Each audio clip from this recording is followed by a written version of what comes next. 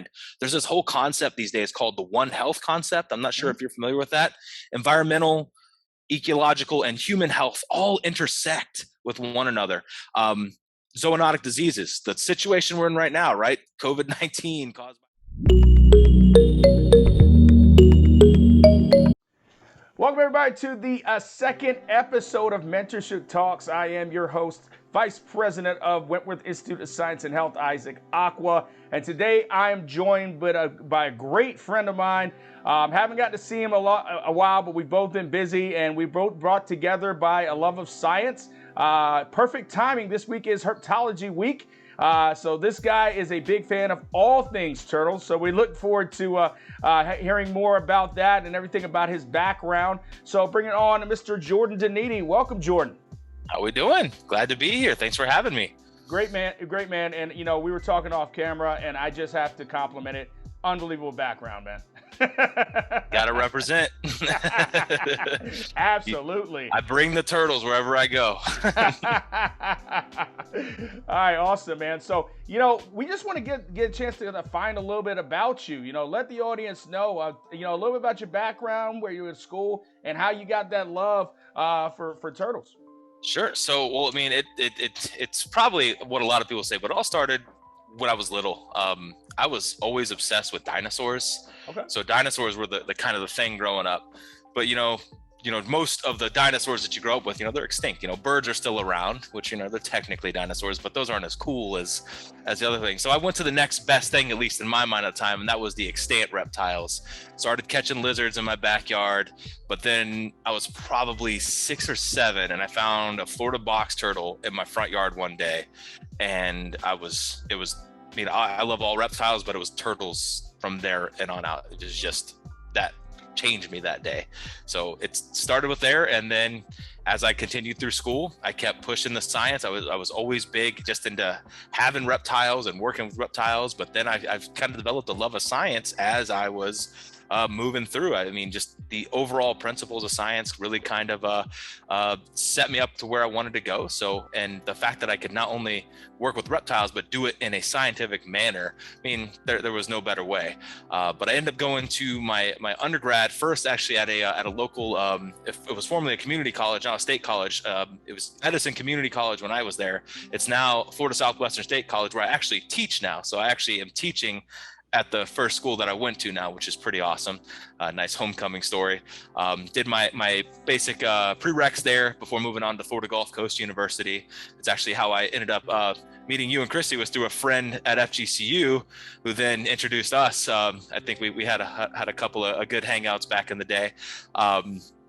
And there I worked with a mentor of mine, Dr. Phil Allman, who is a very well-renowned sea turtle biologist, but also works with other amphibians and reptiles. And I started working with freshwater turtles in my first true scientific fashion with him at FGCU, actually on the campus, doing a survey of the urban turtles in the ponds there, which was pretty fantastic. And from there, I did a couple of stints. As you know, I went to Ghana, the place of your ancestors, which is fantastic, and one of my favorite places in the world to go work with crocodiles for a little bit. So I took a little bit of a detour from turtles to work with their bigger, sharper toothed cousins. Then came back, actually went to Costa Rica, worked with some more sea turtles and things of that nature before coming back, and eventually going to graduate school, where I was again able to focus on turtles, but specifically looked at endocrinology in turtles. And that's kind of been the current track that I'm on. Is I'm very focused on reproductive biology and physiology, especially in the face of like climactic change, where we're seeing like the environment influence maybe reproductive cycles and things like that. So that's one of the main focuses of my current research, is the physiology of these animals in the face of environmental change. Wow. I mean, there's a lot of places you can go there. Yeah, I mean, I don't think a lot of people would really make that connection. So that's really interesting. Would you say that's really an exciting place of where your field is going? It really is, because turtles are fantastic model organisms, especially for environmental change, because they're ectotherms. And if you may have heard this from, I haven't listened to the last podcast, I apologize, on fish yet, but I'll get there. But like fish, turtles are often used as indicator species for when environment does change. And because of their reliance on the environment to regulate their body temperature, to regulate their metabolism, and to regulate various other things. We can get into it later, but most turtles have what's called temperature-dependent sex determination, which means that when they lay the eggs, they have to be incubated at a certain temperature in order to achieve males or females.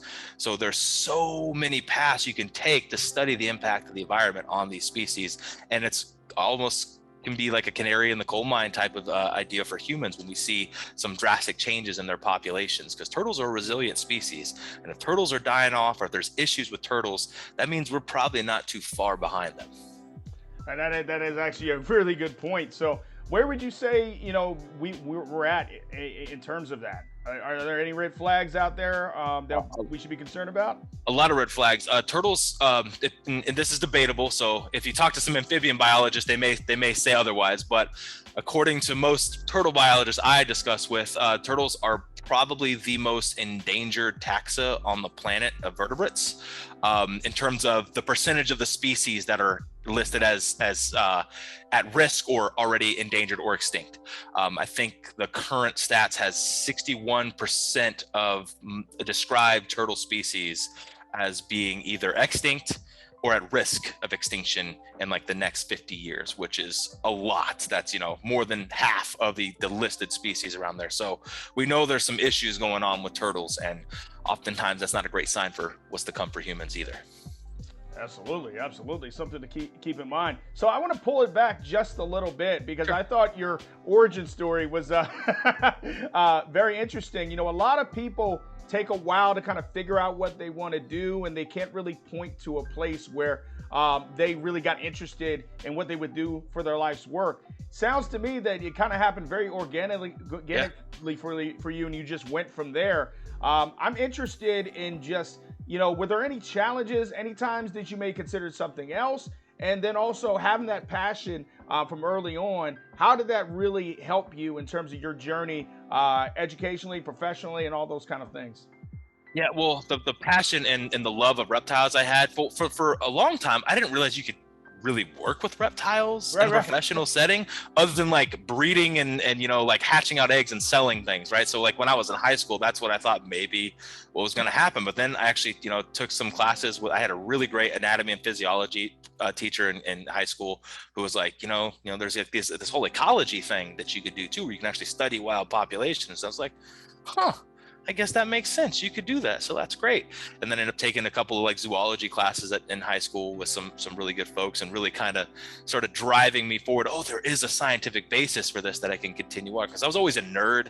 I always, was really liked science classes. I mean, wasn't a big math guy, but science classes were always kind of my bread and butter. So it was really cool to see, I can actually apply the stuff that I like to what I want to do, which was pretty great. Challenges wise, again, at least academically, to really get a good, well-rounded, sort of base of skills to work at this field, you kind of got to go and weed through a lot of prerequisite classes that can seem kind of daunting. And this is something I always talk to my own students about, is like, all of us love science, but there's a lot of math, there's a lot of chemistry that's involved before you get to some of those really cool biology classes. So sometimes you got to tough it out. And I'm not a mathematic genius. Like I can do enough to get by. So I found math, chemistry, and physics to be very challenging parts in my academic profession. I think some people could probably very much relate to organic chemistry and how much it made them cry during their college careers. Definitely was in that same boat. So that was a challenge. The other challenge is it's kind of a self-made one, because when you study this stuff, usually you want to kind of broaden your horizons, right?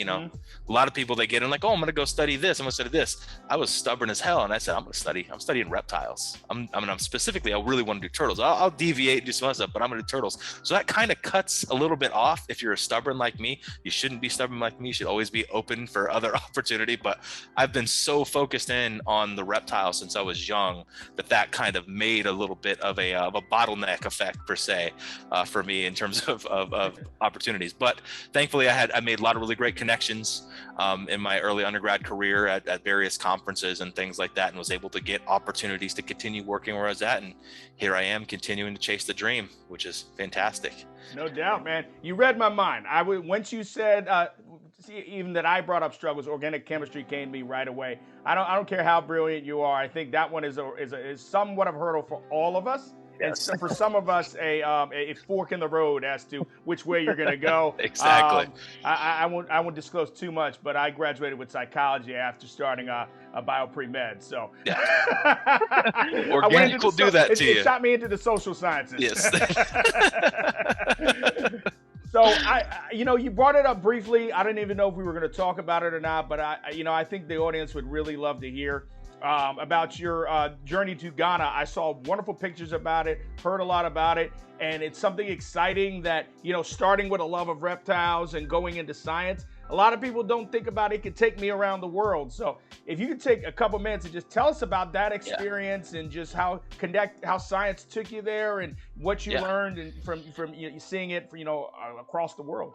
Yeah, and that is so like that trip is gonna that was one thing that's put a permanent mark on me. Like, I will never be the same after my trip to Ghana. And as you know, that's if you go to one country in Africa, that's the country you go to, because you will never meet a nicer group of people to complete strangers. That's the craziest thing, is like, I didn't know anybody there, but they were willing to drop anything at a moment's notice just to make me a little more comfortable. So it was absolutely amazing. Meanwhile, over here in the United States, you look at somebody wrong and they flip you the bird. So very, very, very different culturally, right? But Ghana was great. So this is an interesting kind of combination, because when I was there, I actually worked with a faith-based conservation group. So it was kind of like a meshing of science and religious faith, which is really kind of an interesting connection, because those are often kind of two principles that are at odds. But it was really nice to see how they meshed to sort of further not only the science there, but the people in the general environment there. They're this environmental steward group called Arosha, or it's actually pronounced Ahosha. It's a Portuguese-based group, but they're global. I worked with Arosha Ghana when I was there, and I was kind of talking with them and conversing over email, and they're like, well, you've got some expertise in herpetology. There's a population of crocodiles at one of our ecotourism regions, and we'd love for somebody who has experience to come over and survey and try to give us some population estimates on how many crocodiles we have there, what species are present, and those kind of things. And of course, I was going to jump at the chance to go work with crocodiles in Africa, which is fantastic. And a little bit of the sciencey the diatribe here. So at the time when I agreed to do this, the crocodiles in Ghana were listed as true Nile crocodiles. Oh, wow. So that was like an animal that was on my bucket list. But literally like 2 days before I left, a paper came out showing the genetics that the crocodiles in Ghana were actually a separate, distinct species. Oh, wow. So they weren't true Nile crocodiles, they were a different one. But that's another cool story I can talk to you about, because it relates to the Egyptians, and if we want to go on another side topic thing, it's absolutely fascinating. But I got to work with these crocodiles. They're currently listed as the sacred crocodile, or Crocodylus sucus is the scientific name, at this man-made dam, which is in a small part of the upper west region of Ghana, called Kurumasa, which I guess translates to cold water, because of there used to be like a trickling river that came through, but it's been dammed off. But there's this really cool like cultural sort of significance of crocodiles in Kulmasa, and in a couple of other places in Ghana as well, with a little bit variable story, where they say that when some early Ashanti people were apparently fleeing from enemies in Burkina Faso, they ran across the river, and they ran across the river on some logs and were able to escape. And then when their enemies from Burkina tried to follow them, they found out the logs were not logs, they were crocodiles. So they kind of hold the crocodiles in reverence as like incarnations of like former relatives and things like that. So they're very protective of their crocodiles there. They don't want anybody messing or poaching or hunting them. So the community really rallies around the crocodiles, and they've been able to turn it into sort of this ecotourism site where people actually come to see the crocodiles in this place. And it's not a gigantic population of crocodiles based on our estimates, but we were able to survey, and we were able to estimate somewhere between 30 to 40 adult crocodiles, or reproductive age crocodiles, with a lot more juveniles than we could potentially count. We caught a couple and put some tags on a few when we could, because as many people know, science is a long-term effort, right? Mm-hmm. So sometimes it takes a long time to get things going, and it took a really long time to get organized to actually get there. And by the time we finally got organized, I only had a month left in the country, so I had to leave town before we could really get more data from the study. But it was a nice little initial study, and it was my first time abroad anywhere by myself, and it was absolutely a fantastic experience that I will never ever forget. Awesome, man. Well, I got one follow-up question. You talk about time to get things done. How long did it take you to learn to catch a crocodile? So, oddly enough, not very long. I don't mean to brag, but like it's always been something that came natural to me to grab critters. I've been grabbing animals since I was 2 years old, and just crocodiles are a little bit bigger, so you just got to have the right tools and you're good.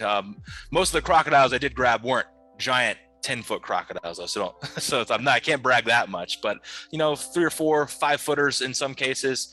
All about a little bit of a lasso pull. You kind of pull just like you would like a dog or cat, like for the Humane Society kind of roundup type of thing. That's the main tool you use. You jump on them, tape that mouth shut, and you're good to go. Don't try it at home without supervision, though. You make that sound so easy, man. Yeah, I guess I was fortunate.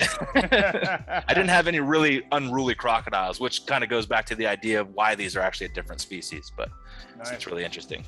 So in everything you're describing, and from what I've seen, you're very much interested and enjoy the hands-on nature of your work. Very much.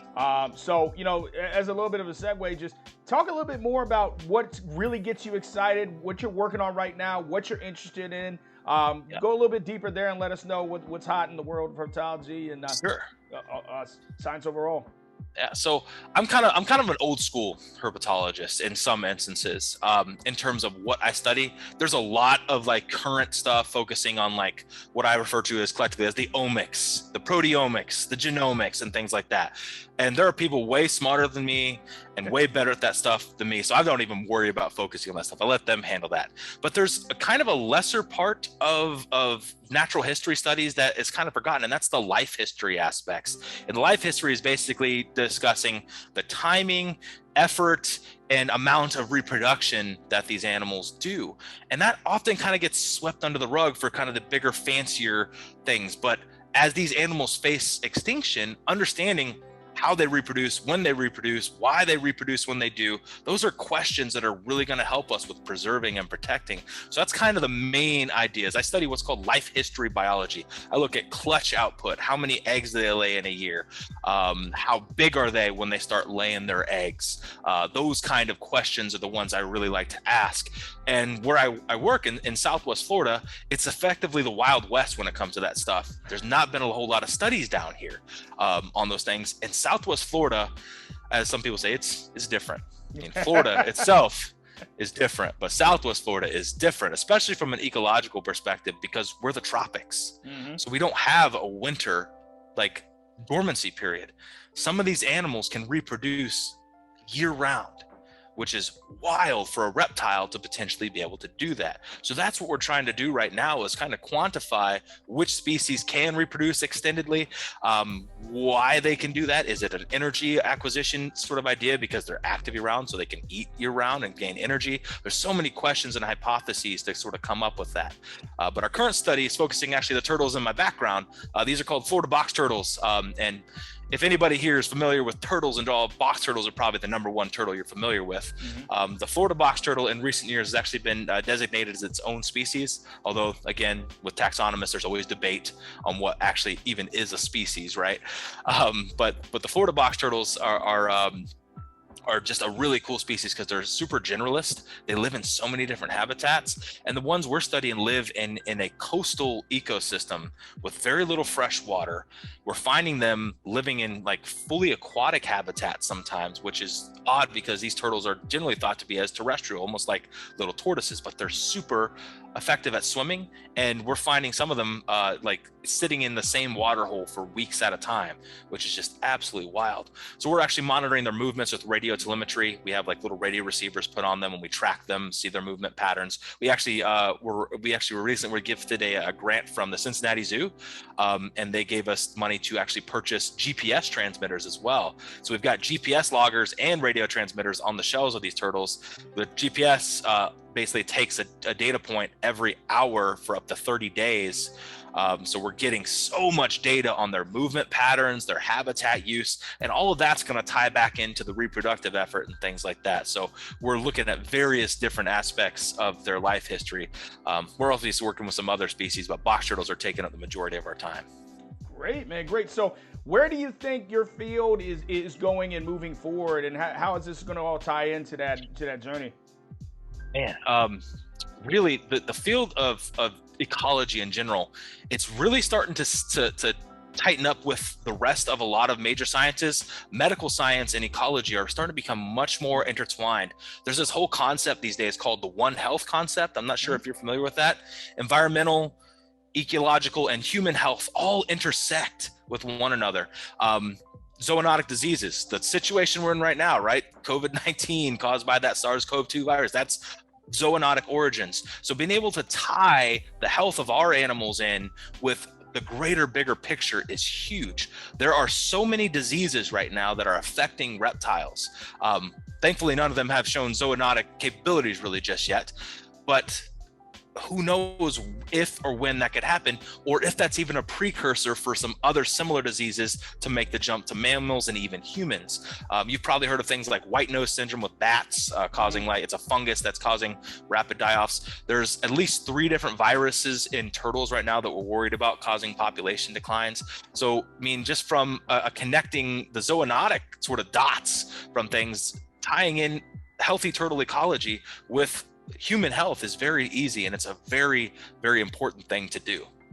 So next time you hear somebody say, why do we study these things? Well, there you go. That's it right there. It's exactly. all connected, right? It's all connected. And I get that question every once in a while. It's like, well, why study turtles? Why is that important? Well, I mean, us humans like to think we're that different, but we're not that different. All of us are in some way, shape, or form are connected or have similarities on this planet. So there's definitely a lot to be learned from our fellow organisms out here. 100%. Speaking of humans, let's talk about some young humans. So you mentioned you're a professor, you get to work with, and you got to come back to your alma mater. Yeah. For the next generation of scientists looking at getting to herpetology or just science in general, who may not have found it as easy as you, or do have the love for it but just don't know how to really get involved, what would your advice be to them in terms of just getting in and in the journey? Any tips as you've grown and succeeded? The best thing you can do is come work with me at FSW. That's but no, for real. So I have classes. I have a specific research study class with anywhere between 4 to 6 students every semester, coming from all sorts of different backgrounds, where they get their first introduction into the field. So if you can find some way to get experience in that, whether it be volunteering at like a local nature center, that's what I did kind of growing up, talking to a teacher or professor about their research themselves, if you can get in with somebody and really get your hands dirty in the field, that's going to really show you what it's like. My students, for instance, I'm kind of lazy in the field now. I don't have to do anything. They've all learned how to do all of the data collection and stuff. I just got to sit there on my butt and watch them do it. And they love to do it, and they learn how to do it. And now they have skills that can be applied to future positions, whether it be academic or in the actual working world. So getting experience through volunteer or specific courses. There's a lot of study abroad and like volunteer abroad programs out there that will allow you to get experience. That's what I can always recommend is find somebody, contact them, see if you can get on board with their studies and learn a little bit. And there's a bunch of potential organizations you can do that with. And I'm happy to list some of them for any of the listeners out there that may be interested. Definitely. We'll definitely put that information out through our website. And when this actual episode comes out, we'll definitely have your information out there. If anybody wants to go down there and have fun in the swamp with Jordan, I can recommend it. And a credit that I didn't give him at the beginning that I would be remiss if I didn't mention it before we went off the air, we're actually undefeated cornhole partners as well. That's true. That's true. Undefeated. I forgot. Man, we ran things that night, didn't we? We did. And it strangely ties into my final question for you because, you brought that into my life, and it's a love that I would never let go. I'm so proud of it to this day. Nice. I'm a cornhole player and a master of it because of you. Perfect. What has science done for you in your life? And what's, if there was one thing you could say, man, this is something that I'm so glad I found this.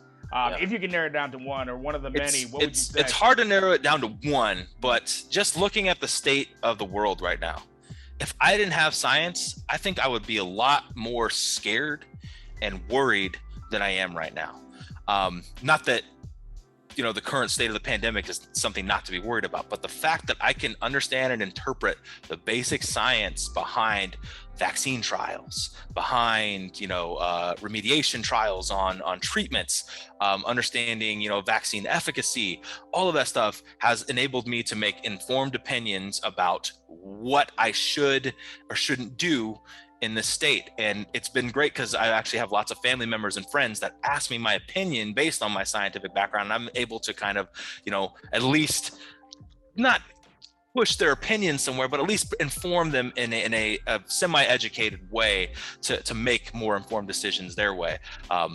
In whatever they end up doing. Obviously, they don't necessarily always listen to me, but it's nice to be able to sort of be that source because I'm able to interpret things from a scientific perspective. Yeah, no doubt, man. I mean, with W.I.S.H, we have a little few things that we focus on, and one of those kind of little phrases is science, life, health.